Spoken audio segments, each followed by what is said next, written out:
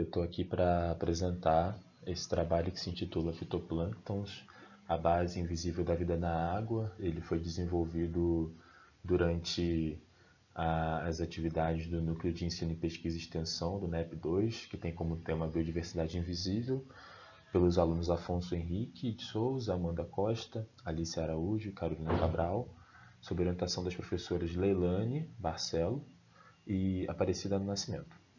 Bom, nesse trabalho, nós vamos abordar então 4 tópicos principais que são os fitoplânctons, explicar um pouquinho da diversidade taxonômica aí deles, né, quais grupos que fazem parte, falar um pouquinho sobre a diversidade ecológica, sobre as relações dos fitoplânctons com o ambiente em que eles vivem, né, um pouco sobre a importância desses organismos então para o meio ambiente e também para toda a biosfera, né? E por fim falar um pouquinho sobre as principais ameaças e impactos que nós temos atualmente que afetam os fitoplânctons. Então o que são os fitoplânctons, né?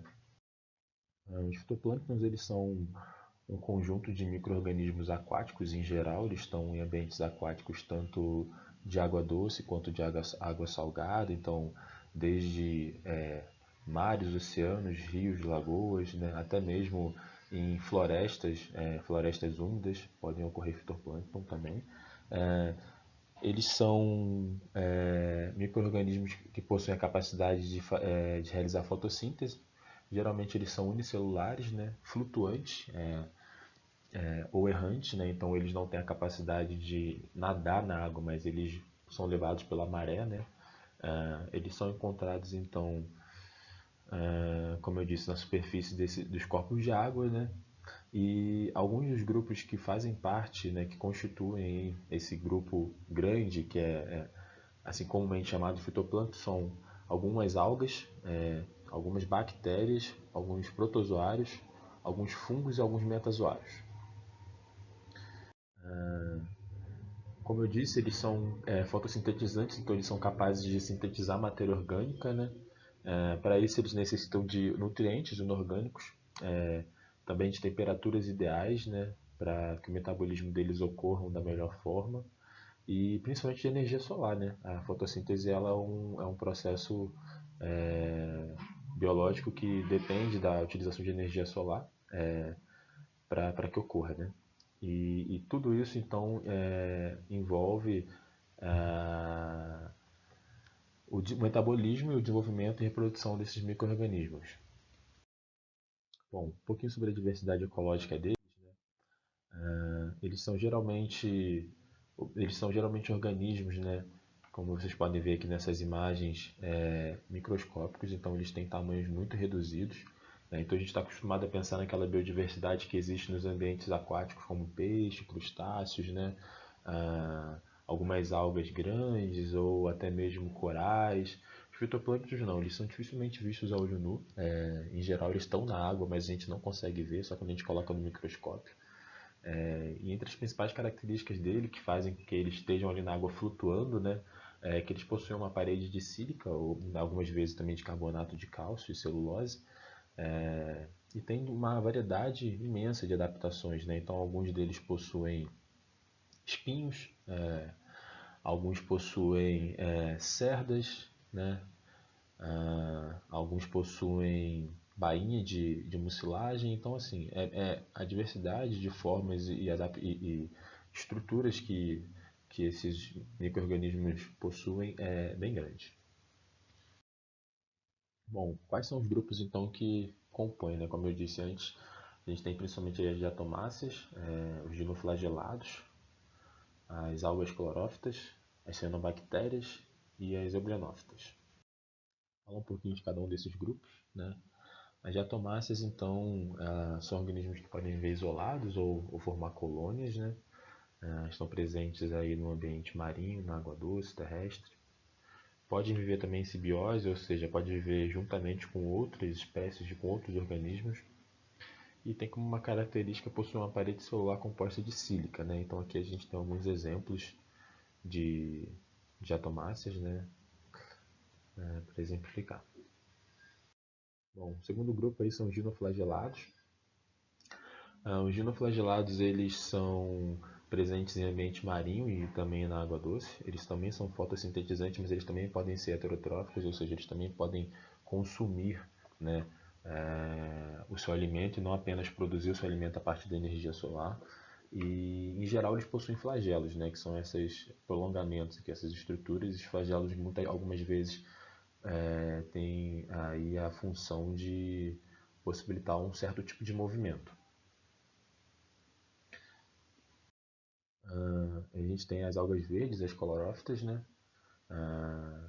O maior número de espécies das algas verdes no ambiente aquático também são unicelulares, podem formar colônias, né, filamentosas, né, que a gente está vendo um exemplo dessas. Tem uma grande variedade de forma, né, e em alguns casos possuem flagelos também. Esses flagelos podem ser utilizados aí para reprodução ou para outras funções. Bom, aí a gente tem as cianobactérias ou cianófitas, possuem esse nome por sua semelhança com as bactérias, podem ter o corpo envolto com mucilagem, né? Possui uma grande capacidade de adaptação a diferentes tipos de curso d'água, solo, neve, gelo, né? Então, quando eu falei lá que a gente tem fitoplânctons também no ambiente terrestre, mas desde que sejam úmidos, né? A gente está falando desse grupo aí. Apresenta uma capacidade diferenciada de crescimento, né? Bom, as euglenófitas possuem dois flagelos que dá capacidade de locomoção, né? Então aí a gente tem um tipo de fitoplâncton que não é totalmente errante, não é totalmente flutuante, mas tem uma capacidade de se locomover.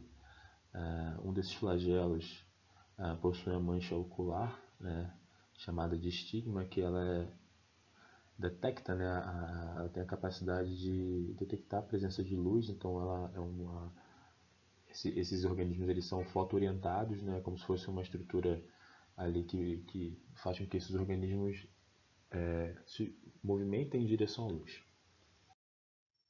Bom, qual que é a importância então dos fitoplânctons, né, de todos esses organismos aí que eu mencionei para o meio ambiente, né, ou seja, para a biosfera, para os ecossistemas? Bom, a principal importância deles é que eles são organismos fotossintetizantes, né? Eles são talvez as primeiras linhagens aí evolutivas, né? Ou seja, lá no início da vida na Terra, né? Se a gente for pensar em organismos que eram capazes de produzir fotossíntese, são os ancestrais desses grupos, né? Estavam lá, começaram a ter essa capacidade de absorver dióxido de carbono da atmosfera e liberar oxigênio, modificando essa atmosfera que antes era mais rica em dióxido de carbono para uma atmosfera então mais rica em oxigênio, né? O que fez todo um movimento de transformação de vida no nosso planeta, né? Culminando com a possibilidade da existência de seres terrestres que sejam aeróbios, né? Ou seja, capazes de absorver oxigênio para sobreviver, como a nossa espécie, né? Bom, mas o que é a fotossíntese então? A fotossíntese é a síntese, né, de matéria orgânica a partir de compostos inorgânicos, a absorção desses. Principalmente a gente tem aí a síntese da dióxido de oxigênio, do dióxido de carbono com a água, né, transformando isso em algum tipo de carboidrato, né, pode ser glicose, pode ser algum outro tipo de carboidrato e liberando também oxigênio. Os fitoplânctons, além disso, né, eles estão ali como a base da cadeia alimentar no ambiente aquático, né? E por que a base, né? Porque os menores ou até mesmo grandes organismos ali no ambiente aquático se alimentam de fitoplânctons, né? Assim como, por exemplo, a gente tem aí o zooplâncton, né, que são alguns organismos já um pouco maiores, né, que estão ali também na coluna d'água, que se alimentam dessas pequenas células, né, desses fitoplânctons. Eles são consumidos por peixes e depois por outros consumidores terciários, até pelos predadores de topo. Então, sem os fitoplânctons, você tem um efeito cascata em toda a cadeia alimentar, né? E não só os consumidores primários, de pequeno tamanho que se alimentam de fitoplâncton, não. A gente tem aí algumas espécies de baleia, inclusive, que podem se alimentar desses organismos. Bom, quais são as principais ameaças aos fitoplânctons, né? Temperatura, principalmente, os fatores de risco e impacto, né? Ou seja, na verdade não é bem ameaça, mas é o que afeta o desenvolvimento desses organismos, né? A temperatura, a disponibilidade de nutrientes, principalmente fósforo, nitrogênio, ferro, e a luz solar, né? Como foi dito. Bom, então a gente tem o aumento da temperatura, né? O efeito da temperatura nos oceanos, ela altera a estrutura física e química dos fitoplânctons, né? Principalmente das proteínas, né? Presentes neles, e não só das proteínas, né? Mas também da disponibilidade de recursos ali para esses organismos, né? De que forma que isso acontece? Bom, os oceanos eles possuem camadas horizontais, né, com diferentes densidades de água, né? Então a gente tem a camada superficial ali que possui águas mais quentes, né? E é onde geralmente estão localizados os fitoplânctons, né? Aqui nessa camada superficial. E as camadas mais profundas com águas mais frias, onde são mais ricas em nutrientes, né? Então, com o aumento da temperatura dos oceanos, a tendência é que essa estratificação ela aumente, né, e que esse movimento, qualquer movimento que seja necessário para poder fazer um pouco de mistura dessas colunas d'água, né, que pode favorecer com o desenvolvimento, o aumento da taxa de reprodução dos fitoplânctons, seja interrompido, né, porque a gente tem aí, se a gente tem uma temperatura de água maior aqui e impedindo a mistura, a gente tem também uma menor disponibilidade de nutrientes para esses organismos se desenvolverem. Bom, como eu disse, esses níveis de nutrientes na água, os oceanos, ele varia ao longo do ano, né? Então isso influencia também a taxa de crescimento dos fitoplânctons. Então o que a gente tem? A gente tem muitas vezes um aporte de nutrientes alto durante o inverno, né? Porque a gente tem geralmente água mais fria.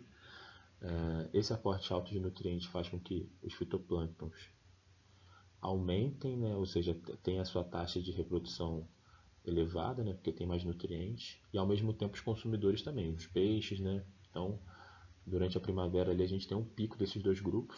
Esses nutrientes acabam, né, porque a gente tem um aumento desses grupos e ao mesmo tempo as populações de consumidores de fitoplânctons também diminuem durante o verão, tendo um novo pico ali durante o outono até que aumente novamente no inverno, tá? Tem outro fenômeno também conhecido como ressurgência, é um evento aí de ocorrência natural, localizado em algumas costas, né, de oceanos no mundo. Aqui no Brasil a gente pode observar isso em Cabo Frio, por isso tem esse nome, Arraial do Cabo. E a ressurgência é um movimento aí, de mistura, né, da água profunda gelada para a superfície, né, quente. Então a gente tem uma uma mistura de toda essa água gelada, tornando a água da superfície dos oceanos ou da costa mais fria também, né, o que faz com que aumente a produtividade dos fitoplânctons também. Isso acontece porque os ventos em algumas regiões vão soprando ao longo da costa, encontram uma barreira e faz com que essa água dos oceanos se misturem, né? Então, em Cabo Frio, por exemplo, isso acontece durante o finalzinho do inverno. Bom, os nutrientes são bons, né, para os fitoplânctons, mas nem sempre. Então, quando a gente tem, por exemplo, uma deposição natural de nutrientes na água, né, vinda do ambiente natural, da foz de um rio que está desaguando no mar, ou então, enfim, no canal de um mangue, né, a gente tem ali a reprodução desses fitoplânctons de uma forma natural, né, equilibrada, vamos dizer assim, né, e de toda a cadeia alimentar, como eu disse, né, dos peixes que se alimentam deles, e enfim, de toda a cadeia alimentar. Porém, a gente pode também ter um grande aporte de nutrientes no ambiente aquático, né, e isso se dá por interferência humana, né, por interferência antrópica. De que forma que isso acontece? Principalmente por deposição de esgoto, fertilizantes também da agricultura, que às vezes despejam quantidades grandes de nutrientes, e quando a gente está falando de nutrientes, está falando de minerais, por exemplo, nitrogênio, fósforo, né? E aí os fitoplânctons vêm aqui e falam, nossa, muita comida, que bom, né? Começam a se reproduzir explodem, né, e formam aquelas manchas grandes no mar, né? Alguém já deve ter ouvido falar aí nas marés vermelhas ou outros tipos de maré, marrom, enfim. Essa grande mancha de fitoplâncton ali no ambiente, ela gera então, aqui, né, vamos seguir aqui esse esquema para vocês entenderem. Ela gera uma proliferação, né? Essa mancha ela é gerada por uma proliferação de fitoplânctons e algas, né? Só que em algum momento essa mancha fica tão grande que ela começa a obstruir a entrada de luz na coluna d'água, né? E essa obstrução da luz ela faz com que os fitoplânctons morram, né? E com a morte dos fitoplânctons a gente tem um desenvolvimento, um acúmulo de bactérias aeróbias, né? Que tá errado, não é anaeróbias, é aeróbias. E essas bactérias elas fazem o que? Elas se alimentam dos fitoplânctons e ao mesmo tempo elas disponibilizam, reduzem a disponibilidade de oxigênio na água, né? Faz com que a água fique pobre em oxigênio e os organismos que dependem de oxigênio, como os peixes, morram, né? Então é um efeito aí que chama eutrofização, né? Que é como resultado final, né? Essa morte de grande parte dos organismos aquáticos devido à redução de oxigênio na água, né? Então aqui tem algumas fotos, que é a praia normal, né, e aqui uma mancha de esgoto, levando a esse fenômeno da eutrofização. Então as florações, né, que é uma água com a cor bem verde, né, bem característica, né, uma grande quantidade aí de fitoplânctons presentes, né, como eu disse, que pode ser tóxico, né, alguns dos fitoplânctons eles produzem substâncias tóxicas que se bioacumulam, né, ou seja, que vão se acumulando ao longo da cadeia alimentar, né. Os organismos que vão comendo esses fitoplânctons vão acumulando essas substâncias tóxicas que podem chegar a nós, né, e podem causar uma variedade imensa de doenças aí, doenças que têm consequências neurológicas e várias outras. Mais uma foto aqui mostrando um peixe, né, morto aí, em consequência da eutrofização e da floração. Uma outra foto de floração também. É isso, espero que vocês tenham gostado.